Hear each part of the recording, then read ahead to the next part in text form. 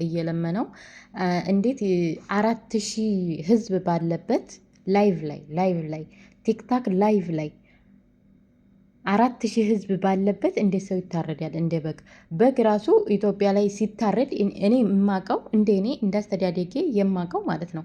በግ ራሱ ሲታረድ በጣም ነው የሆነ ቆራጥ ሰው ያስፈልጋል ማለት ነው።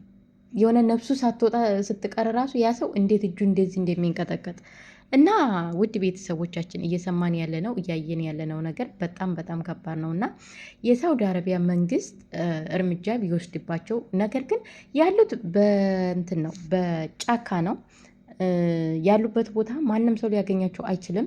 ማንም ሰው ሄዶ ሊያጠቃቸው አይችልም። ፖሊስ ራሱ እዛ ቦታ አይሄድም። ምክንያቱም ፖሊሱ ራሱ ለራሱ ለነፍሱ ይፈራል ማለት ነው። እና ስለዚህ እነሱ ያሉት በሊቢያ ይመጡና በሊቢያ ከመጡ በኋላ የሆነ ሀገራችን አሁን ጫካ ዋሻ አለ አይደል? ልክ እንደዛ አለ ውስጥ ይደበቁና በባህር የሚመጡትን እየያዙ እስበሳቸው አስቡት እንግዲህ ኦሮሞና ኦሮሞ ናቸው አሁን እንደዚህ የሚተራረዱት አርሲ ኦሮሞና አማራ ኦሮሞ የሚባሉት ማለት ነው። የአርሲዎቹ የአማራን ሲያገኙ ያርዳሉ፣ የአማራዎቹ ደግሞ አርሲዎችን ሲያገኙ ያርዳሉ።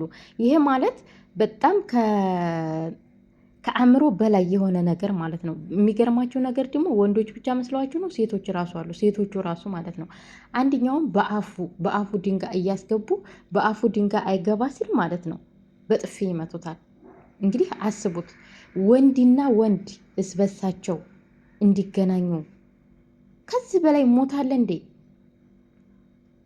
እሺ የሚመጣው ትውልድ ምን አይቶ ነው ሊያድግ የሚችለው? ማደግ አይችልም እኮ። እና ውድ ቤተሰቦቻችን ሁላችንም ለወንድሞቻችን ፍትህ እየጠየቅን እንዲሁም በሳውዲ አረቢያ በጎች እየጠበቃችሁ ግመሎች እየጠበቃችሁ በገጠር ያላችሁ ወንድሞቻችን ራሳችሁን እንድትጠብቁ በዚህ አጋጣሚ ማለት ነው። ምክንያቱም አሁን በሚዲያ ላይ መጀመሪያ አሁን እንደዛ ሲታረድ የነበረው ተደብቆ ከታረደ በኋላ ነበረ ላይቭ ላይ እየተወጣ ቪዲዮ እየተቆራረጠ እየመጣልን ያለው። አሁን ግን 4000 ህዝብ 500,000 ህዝብ ባለበት መልኩ እባክህን ወንድሜ እያለ እየለመነው እንደ በግ አስተኝቶ የሚያርደው ማለት ነው። ይሄ ማለት ደግሞ በጣም በጣም ኦቨር በቃ ያለፈ ከባህል የወጣ ነገር ነው ማለት ነው። እና ስለዚህ ይህንን ነገር ለማስቆም ደግሞ ያለን አንድና አንድ አማራጭ የሳውዲ መንግስት እንደምንም ብሎ ዱርምም ለቀቀባቸው በሀገሩም በሚያደርገው የመንግስት ጥረት በቃ ከዛ አካባቢ ወይም ኢትዮጵያ የሚባል ሳውዲ ምድር ላይ እንዳይኖር ጠርጎ ማውጣት አለቀ። ከሳውዲ አረቢያ ጠርገው ሲወጡ በባህር የሚመጡትን ደግሞ የመን ላይ ገና ወደ የመን ሳይገቡ ከኢትዮጵያ ወደ የመን ሳይገቡ ያለውን ቦታ መዝጋት። ምክንያቱም አሁን ላይ ኢትዮጵያ ላይ ምንም አይነት ተስፋ የለም። በዚህ አጋጣሚ ሀገራችን ጦርነት ነው። እስበሱ ወንድምና ወንድም እየተገዳደለ ነው ያለው። ስለዚህ ትምህርት ተምረው ስራ አያገኙም። በዛ ላይ ትምህርት የለም፣ ውጤት በስነ ስርዓት አይመጣላቸውም። ስለዚህ ወጣቱ ህይወት የለውም። በቃ አለቀ። በጥቅሉ ወጣቱ ህይወት የለውም። ስለዚህ ህይወት የሌለው ሰው ደግሞ ምንም አይነት ተስፋ የለውም። ተስፋ የሌለው ሰው ደግሞ አውሬ ነው። በቃ አውሬ አሁን ተስፋ አለው እንዴ? የለውም እኮ። እና ስለዚህ አሁን ብዙዎቹ ኢትዮጵያ ላይ የነሱ ፋሚሊ ይታፈን፣ የነሱ ፋሚሊ ሲታፈን እዛ ጋ ሳውዲ መግደላቸውን ያቆማሉ ምናምን። እንዴ እዚህ ጋ ወንድሜ ባከን አትረደኝ እያለ እየለመነው ቢላ ይዞ እንደ በግ ያረደው እናቱ ኢትዮጵያ እናት ታረደች ቢሉት እኮ ምንም አይመስለውም። ምክንያቱም ይሄ የሰው ሞት በቃ የእንስሳት ያህል ራሱ አይቆጥርም ማለት ነው። እንዲያውም አሁን ላይ ቲክቶክ ላይ ምን እያሉ መሰላችሁ?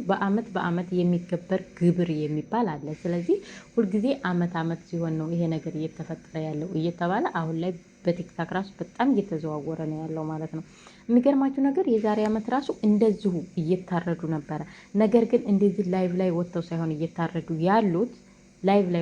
እየታረዱ ያሉት ቪዲዮ ተቆራርጦ እየመጣልን ነበረ።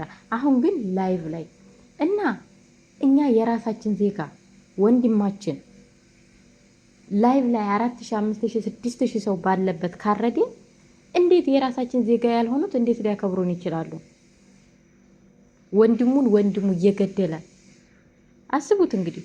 አሁን ባለፈ ሰርግ ላይ ነው ጓደኛው በሴት የተነሳ እንግዲህ ሴት ብትሄድ እኮ ሴት ትመጣለች። እናንተ ያላችሁት እኮ ባዕድ ሀገር ላይ ነው። ሀገራችሁ ላይ ብትሆኑ ርስቴን ነካብኝ፣ ሚስቴን ነካብኝ ይባላል። እዚህ ሀገር ምን ሰላሳይቱን አይደል እንደ ስታወጡ የምትውሉት? ምን ችግር አለ? ያችን ትተህ ሌላ ብታወጣ ይሄኛውን ከምትገለው። አንቺስ ልትለወጭ አይደል የመጣሽው? ልትለወጭ መተሽ ወንድሞቻችንን አባላሻቸው። የእውነት ይቺ ልጅ እኔ ባገኛት እኔ እንጃ ምን እንደማረጋት ራሱ አይዲያው የለኝም ማለት ነው። እና አሁን እኔ የመጣሁበት ምክንያት ለወንድሞቻችን ነው። ወንድሞቻችን እየታረዱ ነው።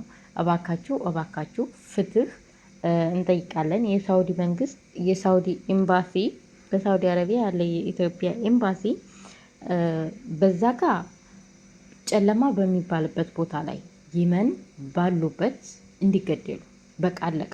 ዱረንም ተጣለ፣ ከባድ መሳሪያም ተጣለ። በቃ ባሉበት እንዲወዱም ይደረግልን። ምክንያቱም እዛ ጋር ፖሊስ ሊገባ አይችልም። ምክንያቱም ፖሊስም ነፍስ አለው እኮ ራሱ ፖሊሶች ራሱ ነፍስ አላቸው። እነሱ ብዙ ሆነው ተደራጅተው እኮ ነው እዛ ጋር የሰው ደም እየጠጡ የሚኖሩ ናቸው። እና ስለዚህ ይሄ ነገር እንዲቆምልን፣ እንዲሁም ደግሞ በዚህ አጋጣሚ በየመን የሚያስመጣው መንገድ አለቀ። ኢትዮጵያና የመን ላይ የሚያገናኘው መንገድ እንዲቋረጥ መደረግ አለበት። እንዲቋረጥ መደረግ አለበት። በዛ ጋር እየተገባ አስቡት፣ እዛ ጋር እየተፈጠረ ያለው ነገር። እናት አሁን ልጅሽ እንደ በግ ታረደ ስትባል እንዴት ነው ልትኖር የምትችለው? ሞት እኮ ጸጋ ነው። ሞት እኮ አዲስ አይደለም። ነገር ግን እንደ በግ አስቡት፣ እንደ በግ መታረድ። እውነቴን ነው የምላችሁ፣ በጣም በጣም ከምላችሁ በላይ በጣም ነው የሚያመውና ይሄ ነገር እንዲቆም ሁላችንም በአለን ኃይል ፍትህ መጠየቅ አለብን። ይሄ ነገር ይቁም። በአመት ሁልጊዜ የሰው ደም መፍሰስ ይቁም። ሀገራችን ያለው የሰው ደም የሚፈሰው ይበቃል። ስለዚህ በባዕድ ሀገር ደግሞ እንደዚህ ሆነን እንዴት እንጨፈጨፋለን? እንዴት ወንድሙ ይገላል? የእውነቴን ነው የምላችሁ፣ በጣም ነው የሚያመው፣ በጣም ማለት ነው። ቪዲዮውን ሆን ብላችሁ ካያችሁት እንቅልፍ ራሱ አያስወስድም። እንቅልፍ ወይኔ ፈጣሪ አምላኪ፣ እኔ እንጃ ብቻ በጣም ይከብዳል። ሁላችንም ለወንድሞቻችን ፍትህ እንጠይቅ። በእርግጥ ሳውዲ ላይ ፍትህ አይገኝም። ምክንያቱም እኔ እንጃ በጣም ከባድ ነው።